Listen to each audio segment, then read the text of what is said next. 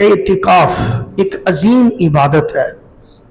اعتکاف کرنے والا دنیا سے الگ تھلگ ہو کر اللہ کے گھر میں، اللہ کی یاد میں، اللہ کی بارگاہ میں مناجات لے کر، آرزویں لے کر، تمنائیں لے کر، دعائیں لے کر حاضر ہو جاتا ہے، اور وہ کہتا ہے مولا میں تیرے گھر کا مجاور بن گیا ہوں، اور تو اب میری جھولی میں کچھ ڈالے گا تو پھر تیرے دروازے سے اٹھ کے جاؤں گا۔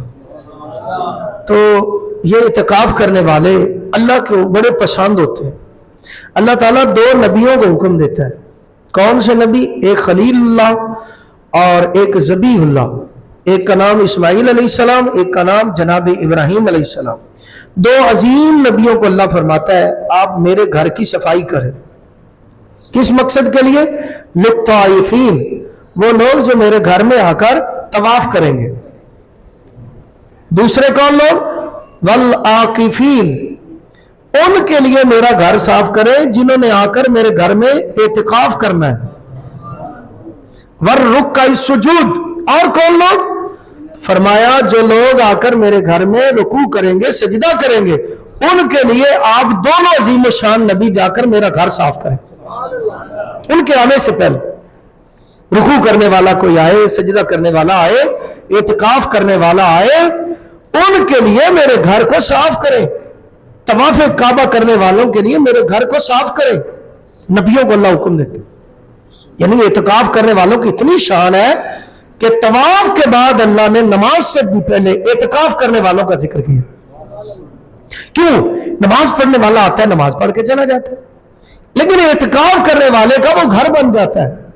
10 دن کے لیے اس کا ٹھکانہ ہوتا ہے، تو اس نے جہاں رہنا ہے 10 دن وہ جگہ صاف ہو، ستھری ہو۔ جیسے آج صبح لیاقت صاحب مجھے کہنے لگے بچوں کی ڈیوٹی لگائیں، صفائی ہو جائے۔ کیوں؟ کہ آج اعتکاف والوں نے آنا۔ پھر بچے ظہر کے بعد لگے، انہوں نے ساری مسجد صاف کی۔ کس کے لیے؟ قرآن کے اوپر حکم پر عمل کرتے ہوئے کہ یہاں لوگوں نے آ کر اعتکاف کرنا ہے۔ اللہ کے پیارے نبی صلی اللہ علیہ وسلم نے پہلے 10 دن اعتکاف کیا، فرمایا ان 10 دنوں میں لیلۃ القدر نہیں ہے۔ پھر اگلا سال آیا تو حضور صلی اللہ علیہ وسلم نے اگلے 10 دنوں کا اعتکاف کیا، یعنی درمیانے 10 دن، درمیانے عشرے کا، فرمایا اس میں بھی لیلۃ القدر نہیں ہے۔ پھر آپ سرکار علیہ السلام نے آخری عشرے کا اعتکاف کیا اور فرمایا اس میں لیلۃ القدر ہے۔ پھر آپ نے وضاحت کر دی، فرمایا تاک راتوں میں اسے ڈھونڈنا، یعنی 21، 23، 25، 27، 29 یہ راتیں بتائی، یہ 5 راتیں ہیں، ان 10 میں سے بھی 5 کو آپ نے الگ کر دیا اور فرمایا ان 5 میں ڈھونڈنا، اگر جس کو مل گئی تو اس کو کیا ملا؟ اللہ کا قرآن فرماتا ہے اس کو ایسے ہے جیسے اس نے لیلۃ القدر خیر من 1000 شہر، 1000 مہینوں سے بہتر وہ ایک رات ہے۔ 1000 مہینہ کو عبادت کرتا رہے، جتنا ثواب اس کو 1000 مہینے عبادت کرنے کا ملتا ہے، وہ جس نے رات لیلۃ القدر پالی اللہ اتنا اجر اس کو ایک رات میں عطا فرما دیتا۔ اللہ کے پیارے نبی صلی اللہ علیہ وسلم کی ازواج فرماتی ہے آپ سرکار پورا سال عبادت کرتے تھے، لیکن آخری 10 دن جب رمضان کے آتے تو آپ سرکار ایسے لگتا ہے جیسے کسی مہم پر چلے جا رہے، عظیم مشن پر نکلنے لگے، تیاری کرتے اور آپ سرکار اعتکاف کرتے۔ 10 سال آپ نے اعتکاف کیا، 10 سال آپ کے وہ پاس مدینہ پاک میں رمضان آیا اور آپ سرکار نے 10 سال مسلسل اعتکاف کیا، اور جس سال آپ کا وصال ہوا اس سال نبی پاک صلی اللہ علیہ وسلم نے 20 دن کا اعتکاف کیا تھا۔ پہلے 10 کا کرتے، لیکن آخری جب سال آیا تو آپ نے 20 دن کا اعتکاف کیا۔ آپ سرکار علیہ السلام عورتوں کو بھی حکم دیتے تم بھی اعتکاف کیا۔ عورت کا اعتکاف گھر میں ہوتا، مرد کا اعتکاف مسجد میں ہوتا۔ بعض اعتکاف فرض واجب ہوتے ہیں، جو منت مان لیتا ہے میرا یہ کام ہو جائے میں اعتکاف کروں گا، یہ واجب اعتکاف ہوتا ہے۔ بعض اعتکاف جو ہوتے ہیں وہ نفلی ہوتے ہیں، کبھی بھی آپ کا دل کیا آپ مسجد میں آئے، آپ نے کہا نویت سنت الاعتکاف، آپ اعتکاف میں ہیں۔ جب جائیں گے اعتکاف ختم ہو جائے گا، وہ نفلی اعتکاف ہوتا۔ سنت مؤکدہ اعتکاف وہ رمضان کے مہینے میں آخری 10 دنوں میں بیٹھتے ہیں، پھر اس کی شرائط ہے، اس میں کچھ پابندیاں ہیں۔ باقی اعتکاف جو نفلی ہوتا ہے اس میں اتنی پابندیاں نہیں ہوتی، لیکن اس کے اندر پابندی ہے، فضول بات نہیں کرنی، فضول گفتگو سے بچنا ہے، اور بغیر مجبوری کے مسجد کی حدود سے باہر نہیں نکلنا۔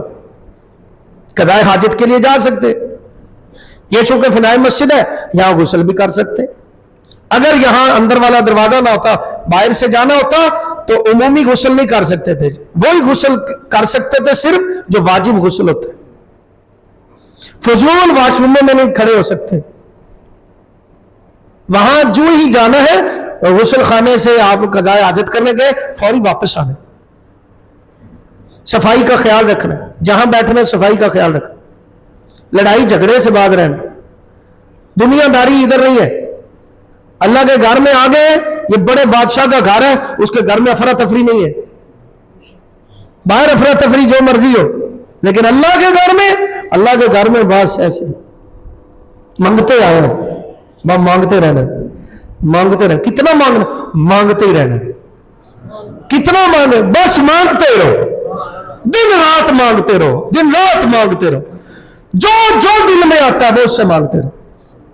یہاں صرف منگتا بن کے آنا، مجاور بن کے آنا، بھکاری بن کے آنا، لجاجت دکھانی، اپنے چہرے پہ جو ہے نا آثار لانے کہ مانگنے آئے، آنسو لانے، اندر سے نکالنے آنسو، کوشش کرنی ہے کہ میرے کچھ آنسو نکلے اللہ کے حضور اور میرا رب مجھے معاف کر دے۔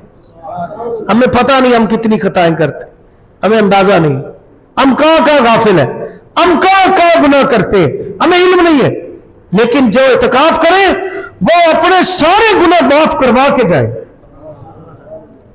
ایک ایک گناہ کے بارے میں اللہ سے التجا کرے اور روئے کہ وہ بھی معاف کر دے، جو یاد آتے جائے وہ یاد کر کے، جو نہ یاد آ سکے اس کے لیے عمومی معافی، اپنے لیے، اپنے وطن کے لیے، اپنے محلے کے لیے، اپنے گھر کے لیے، اپنے بچوں کے لیے، اپنے ماں باپ کے لیے، اپنے بہنوں بھائیوں کے لیے، اپنے دوستوں کے لیے، رشتہ داروں کے لیے، جو یاد آتے جائیں ان کے لیے یہاں مانگتے جائیں، جو کہے میرے لیے مانگنا اس کے لیے بھی مانگے دعا، جو نہیں کہتا اس کا بھی نام لے کر اللہ سے دعائیں مانگنی، یہ اعتکاف ہے۔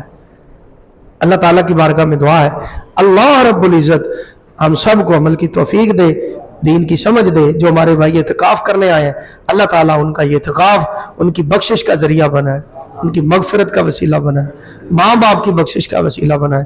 آخر دعوایا ان الحمدللہ رب العالمین۔